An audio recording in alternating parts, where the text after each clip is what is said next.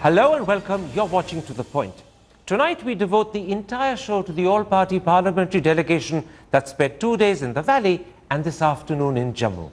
For many, the real focus was the hope the delegation might open a door for talks that could restore order and perhaps start a dialogue to resolve the deeper problem in the valley. My guest today is the General Secretary of the Communist Party Marxist and its Rajya Sabha leader who made a deliberate and determined attempt to speak with Hurriyat leaders, unfortunately without great success.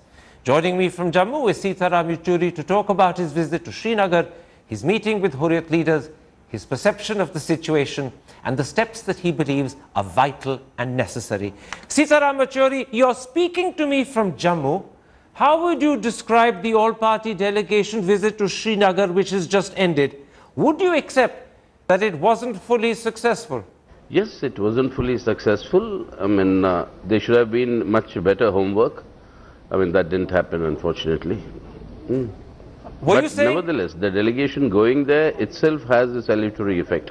When you say there should have been more homework, are you suggesting that you were let down by lack of adequate preparation and arrangement? Number one, what I say is that they should have been 2 months earlier. The fact that it came 2 months late, but nevertheless it came, it was good. But there was adequate homework needed to be done, and the effort should have been, like the Prime Minister himself said, finally, that we should meet and speak to all the stakeholders. That somehow did happen. Now, you met with Shabir Shah and Abdul Ghani, but I believe you had 2 meetings with Mirwais Umar Farooq. Let's start with those 3. What did they say to you? Well, you see, out of the 5 that we wanted to meet, except for Mr. Gilani, we met all the other 4. We met the Mirwais, we met Yasin Malik, we met Shabir Shah, we met the professor, and all of them had said that the Hurriyat had taken the position of not speaking to anybody in the delegation on the political issues for a political dialogue. But nevertheless, since we went and met them, I think it was good that this happened because we had another objective. What was the other objective? The objective was to actually send our intention and the signal clear to the people of Kashmir that yes, here are members of the Indian parliamentary delegation who are willing to meet all the stakeholders, and on this there has been a general unanimity in Delhi, including the Prime Minister when he said that.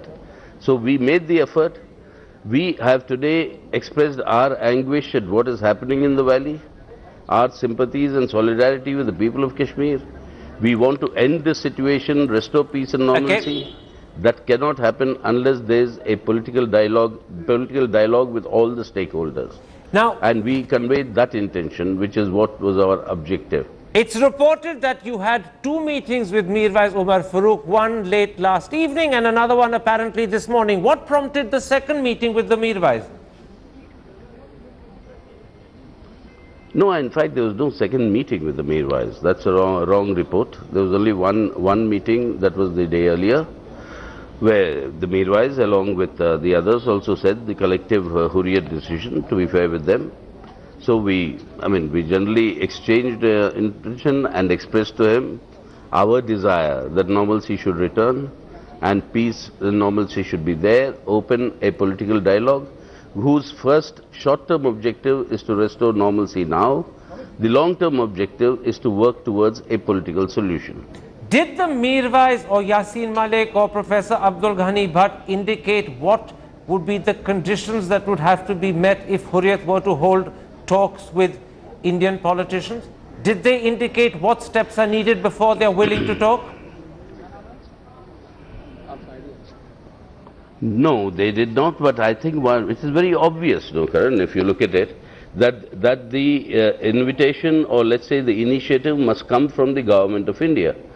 Whoever be the government, that initiative must come from there. And please remember, even in the past when parliamentary delegations have visited the valley, I was part of them. We met Mr. Gilani then, and then it helped in restoring normalcy in the valley. But nothing of the follow-up has actually ever happened. And that is the biggest, I mean, what you call negative aspect of such delegations. Because people feel that they just come as a formality and nothing happens after that. You're saying that, in fact, a formal invitation should go from the government.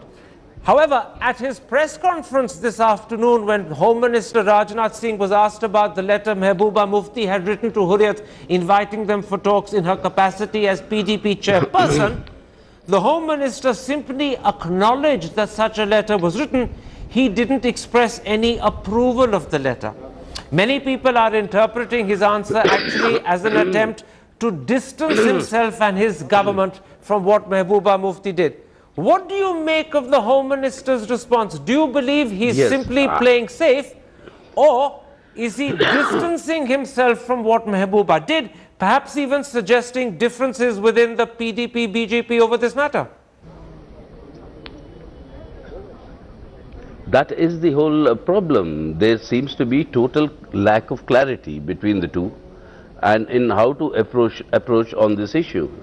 Now, what we had requested is that the same letter that goes out to various other stakeholders, and a large number of them who met us these 1.5 days, the same letter should go out to the Hurriyat leaders as well. But that didn't happen. So on this, they'll have to answer, the BJP and the PDP. And even in the discussions yesterday, a large number of stakeholders raised this issue of the disquiet in the valley because of this alliance between the PDP and the BJP being one of the factors. Now, can I ask you this? These are important issues which the government has to answer. Mr. Yechury, can I ask you this? You know and I know that the BJP-PDP agenda for alliance commits the alliance government in Srinagar to holding talks with Hurriyat. Did you ask Mr. Rajnath Singh, given that there's this commitment in the agenda for alliance, why is he reluctant to formally invite the Hurriyat? Did you ask him that in those so many terms? We did. We did, and in fact we said, and we did not only stop at the agenda for governance, we said the Prime Minister also, after meeting the leaders of the opposition from Kashmir and J&K Assembly, he also said that there should be talks with all the stakeholders. So we asked them both. But then the answer we got was that the Home Minister said, I have publicly announced that all those willing to come and meet the delegation are most welcome. That I don't think is a way of inviting anybody, because all others were sent specific invitation letters. So you're saying something very important. The Home Minister's position vis-a-vis Hurriyat is that I'm open to talking to them if they turn up, but I won't send them a formal invitation to come and talk to me. In other words, let them knock on my door, I won't invite them. That's what it appears. That's what it appears. That's what is happening. One other thing, Saeed Ali Shah Gilani, who today's Hindu newspaper says is fast emerging as the leader of the Hurriyat grouping, refused to meet with you. He refused even to allow you to enter his home. Now, both Home Minister Rajnath Singh and Jammu and Kashmir's Finance Minister Hasib Drabu have said this was discourteous, it wasn't in keeping with Kashmiri traditions. In fact, the Home Minister Rajnath Singh said this wasn't Kashmiriyat or Insaniyat, and it certainly wasn't helping Jamhuriyat. How do you personally view Gilani's behavior? You see, personally, I have no grouse or no complaint. I'll tell you why. Because Mr. Gilani may have taken a political position of not wanting to talk to us. Now, if he's taken that position, let him.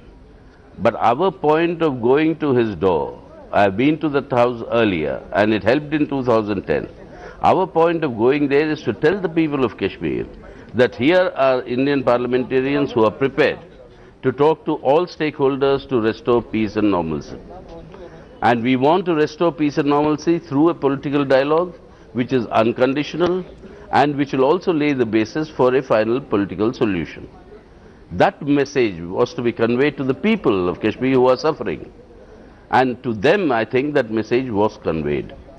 And I think that was my particular purpose. So I have really no personal grudges or let's say, that I take offense to the fact that this is not Mehman Nawazi of the Kashmiriyat variety.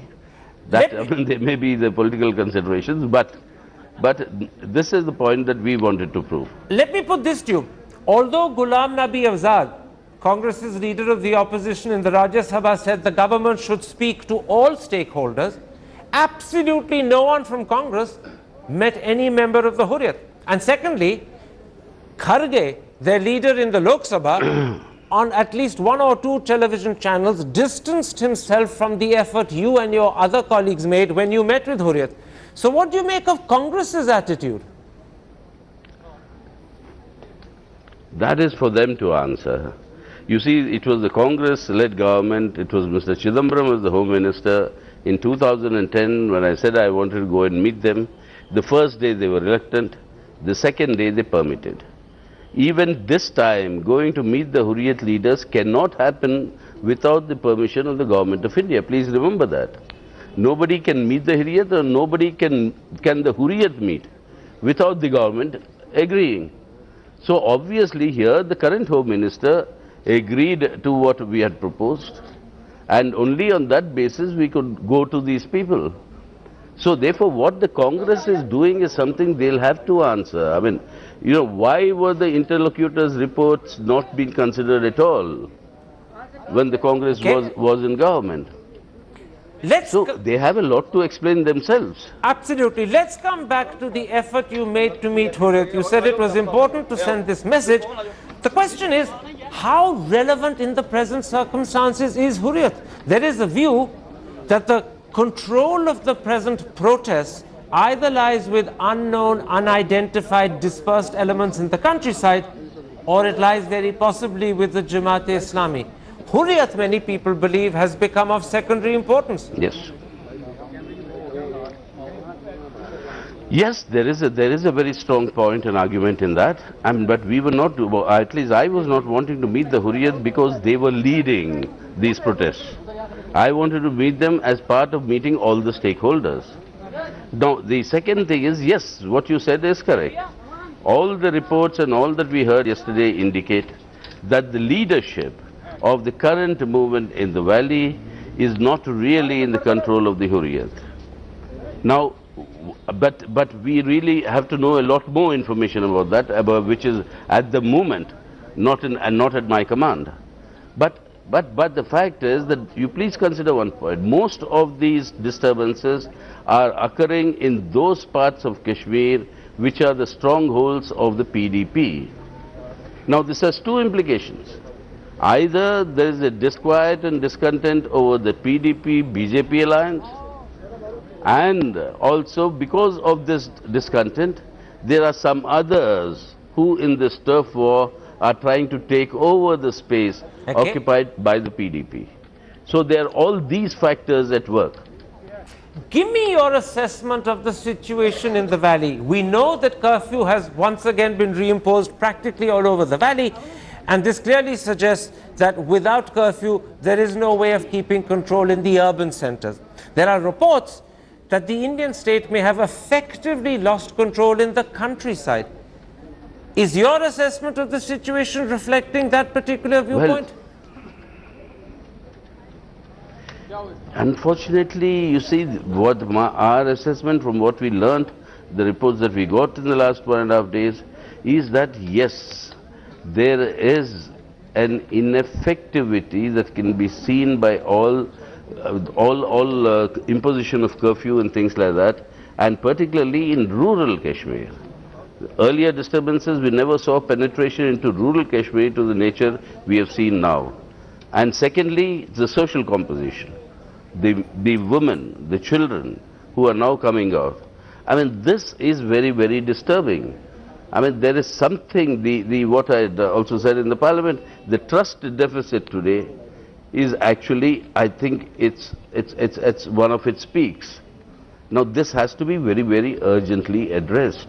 I'll come to that in a moment's time. That is my assessment of the current situation, and that I'll come to the trust deficit and how it has to be addressed in a moment's time. Let me first ask you about certain short-term measures that need to be taken to restore order and to control and minimize the protests. Do you believe the step that's been announced today, that Pava shells will be used instead of pellet guns, although pellet guns will still be reserved for what are called the rarest of rare occasions? Do you believe that is an effective first step, or do you think it's inadequate? No, that is welcome in the sense that at least finally this decision has come. But that is not adequate.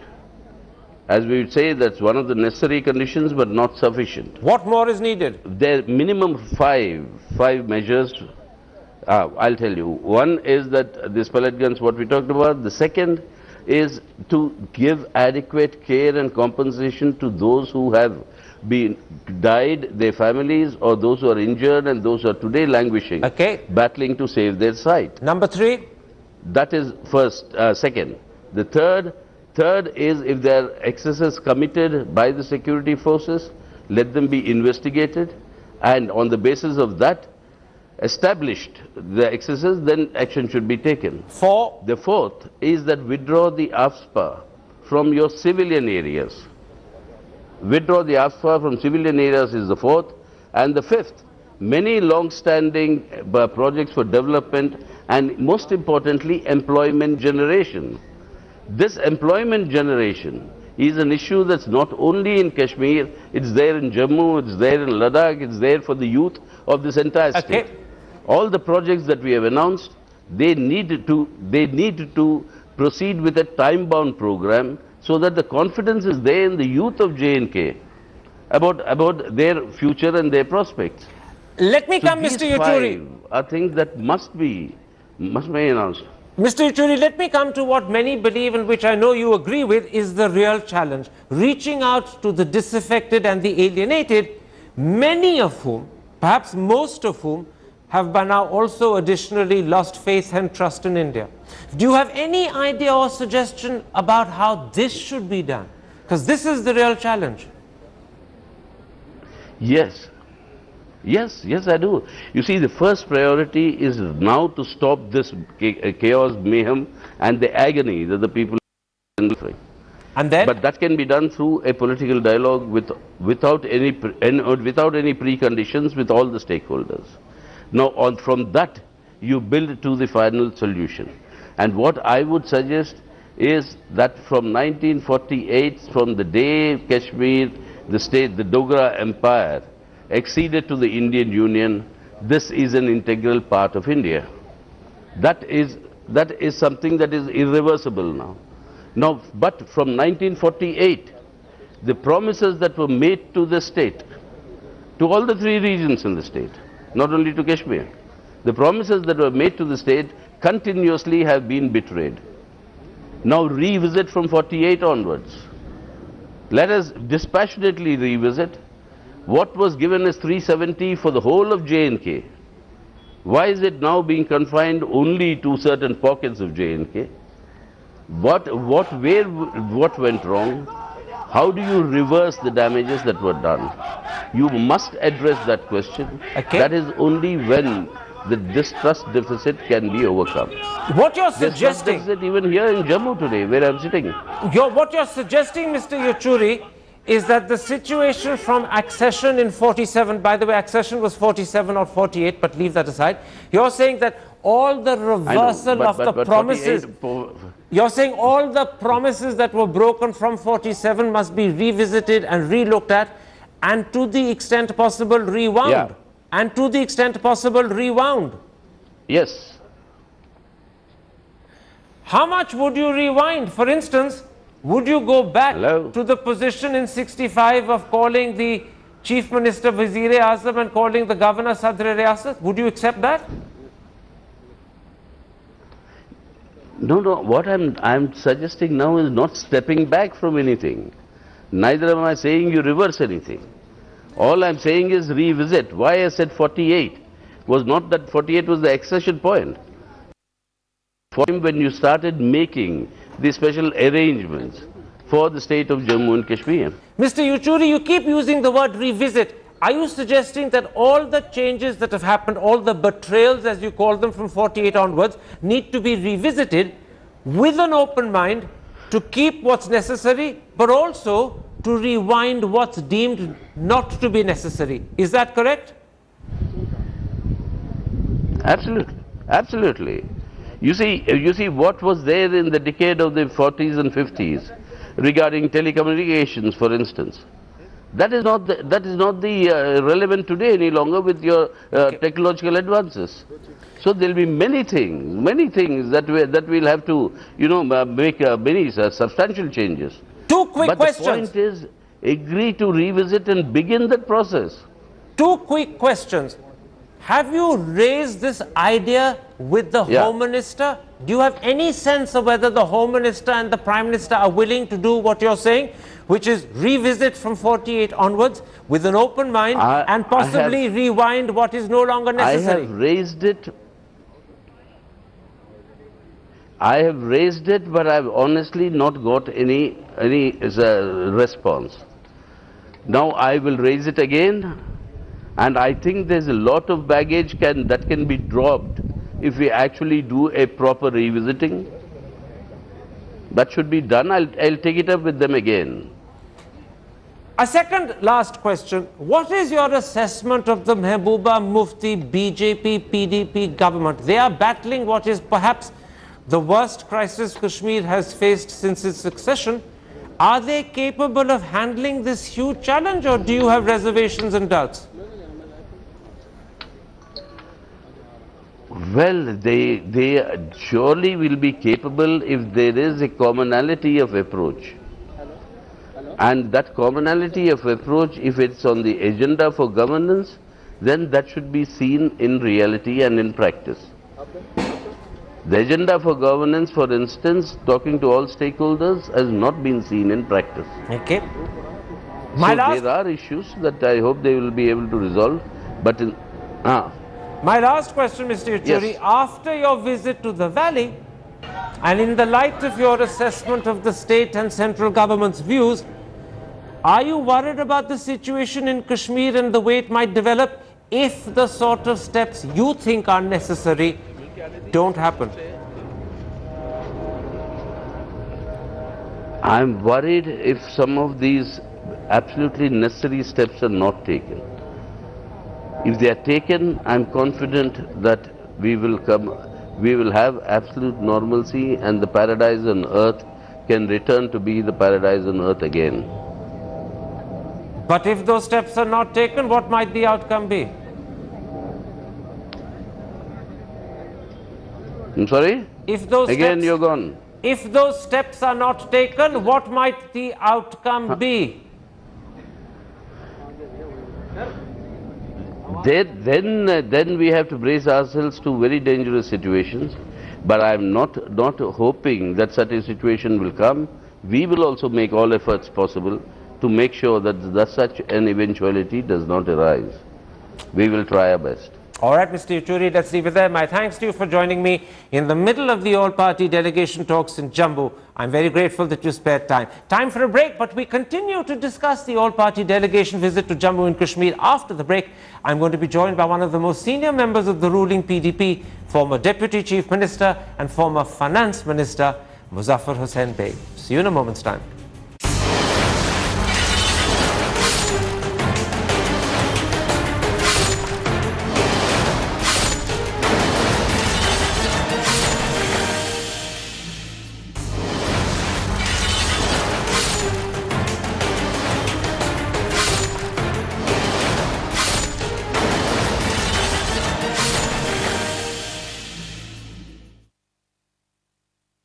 Welcome back. You're watching To The Point. Joining me now to talk about the all-party delegation and the outcome of his visit to the valley is one of the most senior leaders of the ruling PDP, former Deputy Chief Minister and Finance Minister of Jammu and Kashmir, Muzaffar Baig. Mr. Baig, let me start by asking you what you believe is the outcome of the visit to the valley. Do you believe it's been less successful than most people hoped? Was it in fact a premature visit and that's why it's been less successful? I am disappointed. But I don't feel hopeless. I think an attempt has been made. The message has gone to the people. If some people have refused to talk, that's also known to the people. However, I don't think this is the end of Insaniyat or Jamhuriyat or Kashmiriyat. That is not the monopoly of a few people, no matter how venerable or influential they are. Those values are ingrained in the psyche of common Kashmiris, and there those values are safe. But tell me, why are you disappointed? Explain that to me. What are the reasons for your disappointment with the outcome of this visit? I tell you why. It has been the consistent, often repeated stand of people like Gilani Sahab that they have no quarrel with Indian society. They have issues with the Indian government. Now this time, the government delegation did not call on them. The people who called on them were the representatives of the Indian nation. Having said that, they have no quarrel with them. How could they shut their doors on them? That means they have gone back on whatever they have been preaching so far. This is very disappointing that a man of, is otherwise a very polite and very affable person to talk to, Gilani Sahab. He has not stood up to what he has been preaching so far. We are friends of Indian nation, and yet he has closed the door on them. Rajnath Singh, the Home Minister, at his press conference today said that this refusal by Hurriyat to meet was not Kashmiriyat, it was not Insaniyat, and it wasn't going to further Jamhuriyat. Do you agree with what Mr. Rajnath Singh said? I think I will not go to that extent because Jamhuriyat and Kashmiriyat and the Insaniyat is not the monopoly of a few persons, so no matter how important they are. The overwhelming majority of Kashmiris believes in those values. Therefore, it is an overstatement that is the end of it. It may be that he, in his mind, the people who were elected to talk to did not display those values that are so dear to the majority of the people of Kashmir. Now, there's something else that happened at that press conference addressed by Home Minister Rajnath Singh earlier this afternoon, when he was asked about the letter that Mehbooba Mufti wrote to the Hurriyat inviting them for talks in her capacity as PDP chairman, but not in her capacity as chief minister. He gave a very cryptic, but for some very telling reply.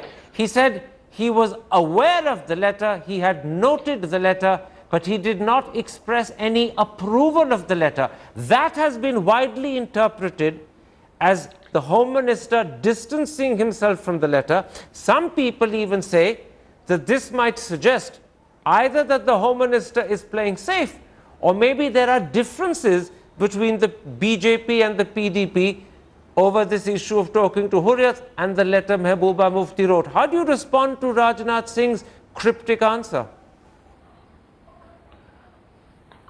Karan, from an astute analyst like you, I expect you to understand my answer. There are subtleties and intricacies involved. A letter from Mehbooba Mufti as Chief Minister would have been rejected outright because Hurriyat Conference does not recognize this government. They boycott this election. So they couldn't grant a legitimacy to Mehbooba Mufti if she had written a letter in that capacity. Now, but the Hurriyat Conference and other leaders cannot deny the fact that we are the largest single political party. So it is for that reason that Mehbooba was reaching out as an equal to them, as one of the political players, and not as somebody in authority, which authority they do not accept. So far as the response of the Home Minister is concerned, I am sure that they had seen the letter, but he didn't want to own up that letter himself because the responsibility had been taken up not by the government but by Mehbooba Mufti as president of PDP. I'll tell you why I ask. Because there's no doubt that the Home Minister is reluctant to formally invite Hurriyat. He clearly didn't do so in the preparatory meeting on Saturday before they went up. Many opposition leaders asked him to invite Hurriyat just as they were inviting others, i.e. to send the same letter to Hurriyat that others were getting, but that didn't happen. And yet, and you know this better than me, talking to Hurriyat is a formal and explicit part of your agenda of alliance with the BJP. So what do you make of the fact that on the one hand, the BJP is committed through the agenda of alliance to talk to Hurriyat, but on the other, it won't send a formal letter to start those talks? What do you make of that? there are layers and layers of subtleties and complications here. Pakistan has taken the issue to the United Nations. Now, if at this stage PTP, the Hurriyat Conference would have agreed to talk to Government of India, they would have undercut the position of Pakistan. They cannot afford to do that. The authority they draw is partly because of the support of Pakistan, the overwhelming extent. Now, I think Government of India understood that any formal invitation to Hurriyat Conference would have been rejected and India would lose a face. And its critics would say, but Nawaz has gone to United Nations, the Government of India is afraid, they are scared, and now they have written a letter to Hurriyat Conference, which didn't happen during the last 14-15 months. I think the flaw is here that we had a commitment, BJP and PDP, to start peace process, dialogue process. We did not do it. And now, after Burhan Wani's this incident, now the Hurriyat Conference is in a fix, so is Government of India. Hurriyat Conference can't talk because Pakistan has gone to United Nations. They can't go over their shoulder. And Government of India can't seem to be bending downwards because of the uprising. So it's because of this reason. Otherwise, on principle, I don't think Government of India would be reluctant to involve Hurriyat Conference in any peace process, in any dialogue. You said a very interesting thing right at the end. You don't think the Government of India will be reluctant to involve Hurriyat in any peace process if they can get over the immediate issues that you've just mentioned. How confident are you of that sentiment? Because there's nothing that's been said by the Home Minister that suggests he's willing to talk to Hurriyat. So where do you get that confidence from? I just tried to explain to you that any such placatory statement would have been misunderstood as submission to Nawaz Sharif's overtures to go to United Nations, some sort of surrender. That's not the inner thinking, that can't be the inner thinking of the Home Minister of India or Prime Minister. I am sure that this country, which is emerging as a superpower, would also like to emerge as a morally a superpower or a credible power in this part of the world. So therefore, not for the sake of Kashmiris, not for the sake of prolonging the tenure of this alliance with PDP, not for the sake of Pakistan, but for the sake of Indian nation, for the sake of ascending to those heights to which India can lawfully or morally claim. For those considerations, India will have to settle all its disputes with its neighbors. That is the only way forward. In the meantime, how much strain has the present situation put on the BJP-PDP alliance? And do you believe that it is at a sort of testing point at the moment? Lot of strain. Lot of strain. For example, the people of Kashmir would have welcomed a meeting, a discussion, even though they know that without the consent of Pakistan, the overarching problem of Kashmir cannot be solved. But in Jammu, the reaction would have been adverse. Now, BJP addresses the constituency of Jammu, we address the constituency of Kashmir. Unfortunately, we have yet to discover that moral compass which will persuade both of us to rise above our electoral constituencies and address the constituency of peace, address the constituency of the entire nation. Why have either side failed to discover that moral compass? What's to blame? I think some sort of, I would say, some sort of an easygoing attitude on both sides, and the emergence of some sort of radicalism on the Indian scene. For example, even after this agenda was signed, some people belonging to a certain section, a dominant section of population, said Article 370 should be abrogated. The Kashmiri flag should be abrogated. Kashmir constitution, which makes it impossible for a holding of any plebiscite, that constitution should be done away with. There were unnecessary controversies about beef. I don't take beef. I'm in favor of enforcing the law. But it is one thing to say, this person has slaughtered a cow, let us go and file a complaint. It is another thing to lynch him.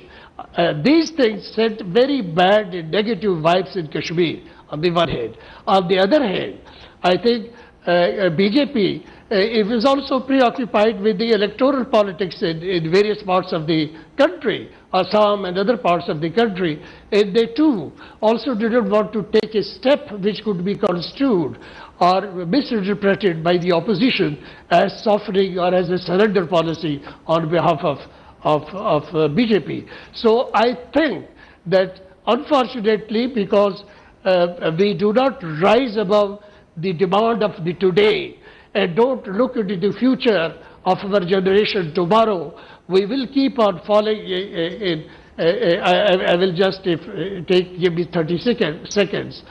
Plato, when he was confronted by his students, why didn't he defend himself in the Senate? He said, look, I am a philosopher, not a lawyer. A lawyer keeps on looking at the ditches, but he can never look at the stars. A philosopher, as a statesman, looks at the stars, and sometimes he may fall in a ditch. Therefore, a statesman must act as a philosopher, look at the stars and the heavens and the promise that it holds for India. And sometimes it may lose a state here and there because of that. It may fall in an electoral ditch, but it can never ascend to moral heights unless it takes a pan-India of a state-specific electoral view. My last question, Mr. Baig, and it follows from that answer entirely, what you're saying, although you haven't said it in so many words, is that the leadership of both parties has failed to rise to the occasion. They failed to behave like statesmen. They've behaved instead like lawyers.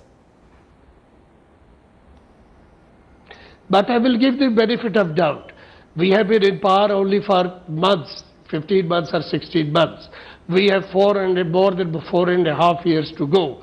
I think that we will take this as a challenge and as a lesson and as a moral compass.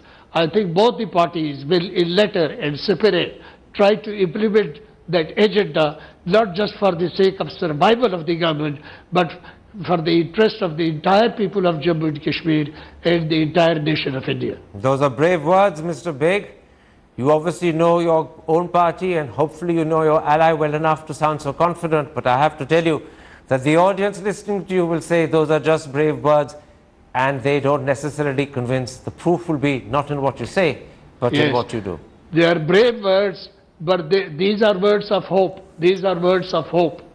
Yes. And not overconfidence. And hope is what we need more than anything else at the moment, because some would say the situation is looking, forgive my word, hopeless. My thanks to you for joining me. Many thanks indeed. There we end this particular episode. Two aspects, two people talking about the all-party delegation that visited Jammu and Kashmir over the weekend. Goodbye. Good night.